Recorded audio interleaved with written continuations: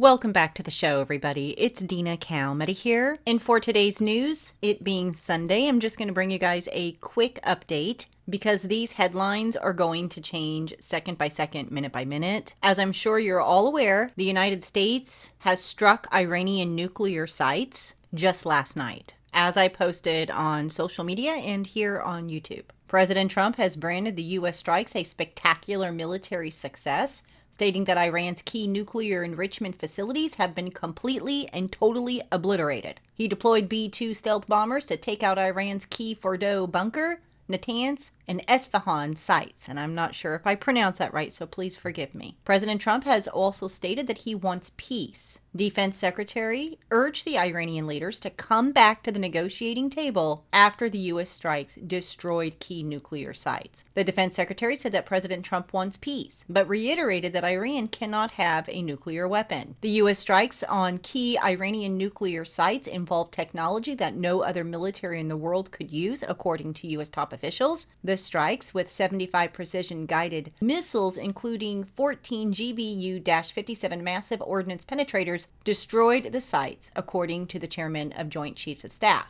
Apparently, there were no shots taken at U.S. personnel or fighter jets as they carried out the strikes. So the Pentagon had a mass deception going on where there were no leaks.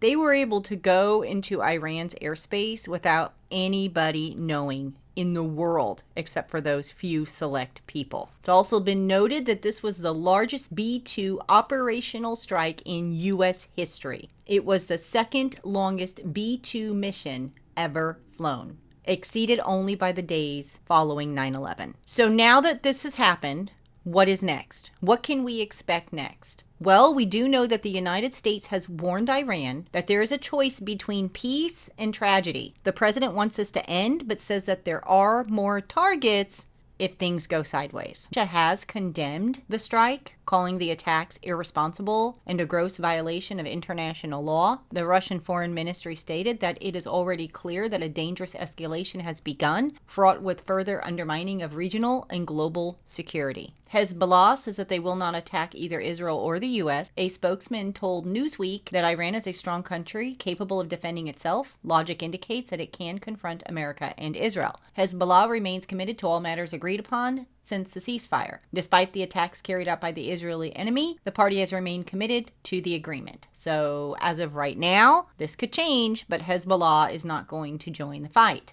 France, of course, has distanced themselves from the U.S. strikes, and Macron has called for an emergency meeting. Iran's foreign minister has branded Trump a lawless bully as he threatens unprecedented danger after the United States strike last night. They're calling the strike last night Operation Midnight Hammer. Now, over in the UK, Sir Starmer has warned that there's risk of the Middle East crisis spreading beyond the region. That's why all focus has been de-escalating, getting people back around to negotiate what is a very real threat and retaliation to the nuclear program. In relation to the UK, we were not involved in the attack. We were given due notice, as we would expect, as close allies to the U.S., and we have moved assets to the region to make sure we're in a position to protect our own interests, our personnel, and our assets, and of course, those of our allies. Now, NDTV World is reporting that many nations are ready to supply Iran with their nuclear warheads, according to a top Putin aide. In New Delhi, Iran's foreign minister announced on Sunday that he will travel to Moscow for high-level talks with the Russian President Putin following the overnight strikes. Speaking at a press conference on the sidelines of the Organization of Islamic Cooperation in Istanbul, he said that the consultations with President Putin would take place Monday morning. He also stated that Russia is a friend of Iran. We always consult with each other. I'm going to Moscow this afternoon for serious consultations with the Russian president tomorrow morning. Medvedev in Moscow has stated that Trump has started another war. He published his reaction on Telegram, stating bluntly, Trump, who came in as a peacemaker president, has started a new war for the U.S. The former Russian president questioned the effectiveness of the U.S. operation, saying it had failed to achieve any substantial military objectives. He said critical infrastructure of the nuclear fuel cycle appears to have been unaffected or sustained only minor damage. And now we can say it outright. The future production of nuclear weapons will continue. He also claimed that a number of countries are ready to directly supply Iran with their own nuclear warheads, but he did not identify which nations he was referring to. He further stated that the Israeli population was now living under constant threat, with explosions rocking multiple parts of the country. He said the U.S. is now entangled in a new conflict with prospects of a ground operation looming on the horizon. He also suggested that the attacks had politically strengthened Iran. He said that Iran's political regime has survived and in all likelihood has come out even stronger. The people are rallying around the country's spiritual leadership, including those who previously were indifferent or opposed to it. Now, President Trump has been very clear. There will be no boots on the ground. So I don't know where he's getting this at, unless they want to escalate it. Iran's position as far as talks moving forward, they completely dismissed it. So whether or not this is true about other nations supplying them with nuclear warheads, we don't know. But he is indeed meeting with the Russian president on Monday. So definitely a very precarious situation. In the meantime, Breitbart's reporting that the UN Secretary General has condemned U.S. strikes on Iran as a dangerous escalation. He posted on X, "I am gravely alarmed by the use of force by the United States against Iran today. This is a dangerous escalation in a region already on the edge and a direct threat to international peace and security." Remember those words, you guys. There is a growing risk that the conflict could rapidly get out of control with catastrophic consequences for civilians, the region, and the world. I call on member states to de-escalate and to uphold their obligations under the UN Charter and other rules of international law.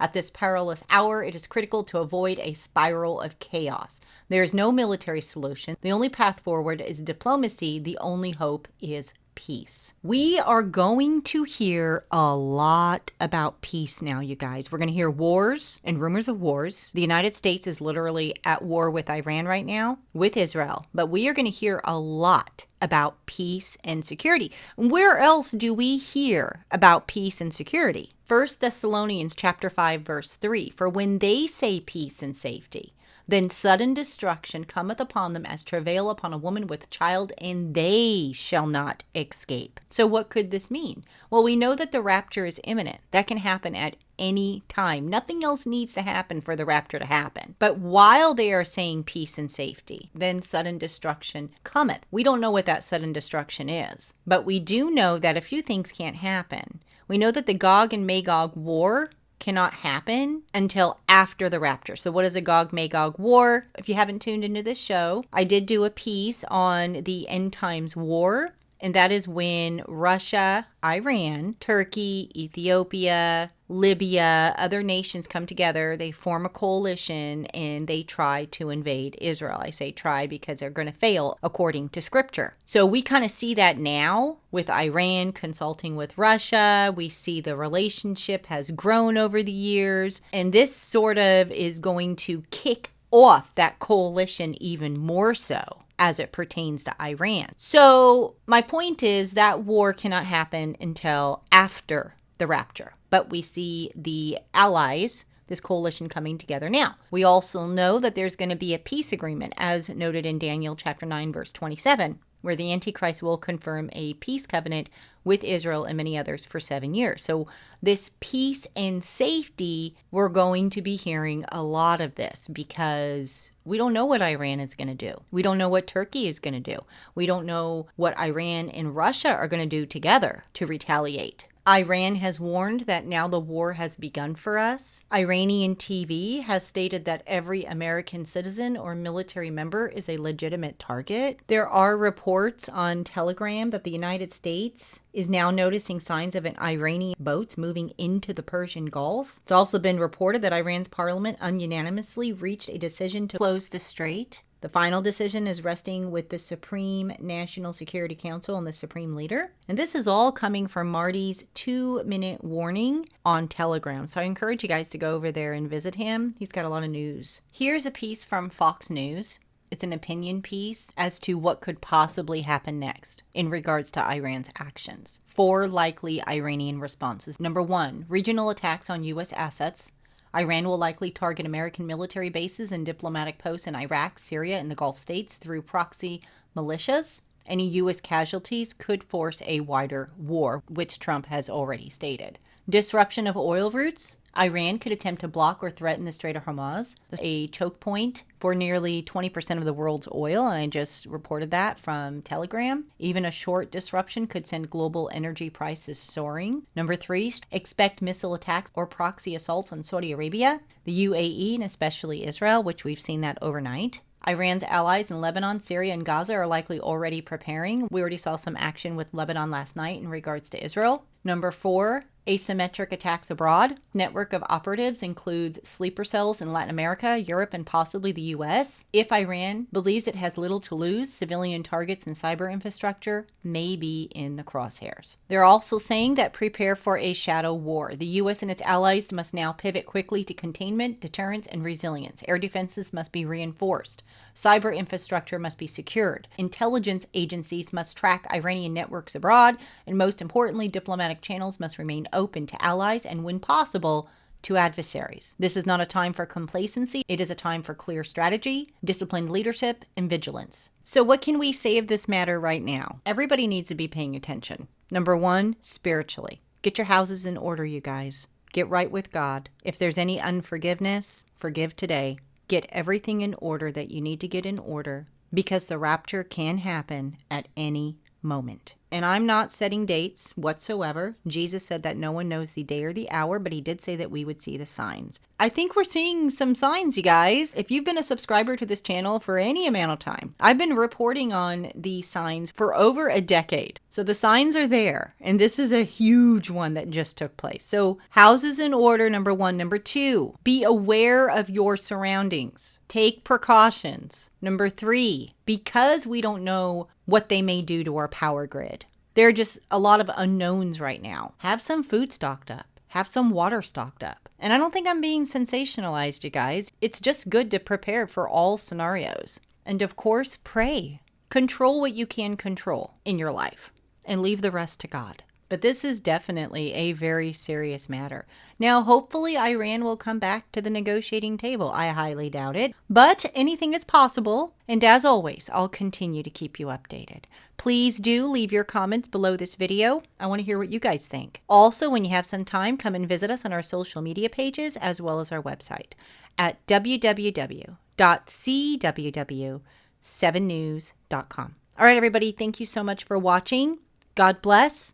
And until next time, stay safe.